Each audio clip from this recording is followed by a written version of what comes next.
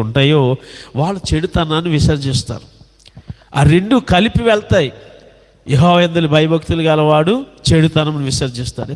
ఆ భయము భక్తే ఆ చెడుతనమును విసర్జించేలా చేస్తాయి. చెడుతనమును అతను విసర్జించాడంటే అతనికి భయభక్తులు ఉన్నాయని అర్థం.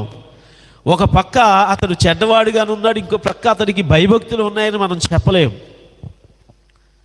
ఇవాళ రెండు కలిపి కలగూర వంటకంలాగా, అంటే మిక్స్డ్ కర్రీలాగా అటు భయభక్తులు ఉన్నట్టుగా చూపిస్తున్నారు, ఇంకో పక్క వారిలో ఉన్న ఇంకొక మనిషిని చూపిస్తున్నారు, వారిలో ఉన్న ఇంకో స్వభావాన్ని కూడా వాళ్ళు బయట పెడుతూ ఉన్నారు. వాటి వల్లే కదా గొడవలో, కొట్లాటలో, వాటి వల్లే కదా మరి ఆశయులు, శరీర కార్యాలన్నీ వస్తూ ఉన్నాయి.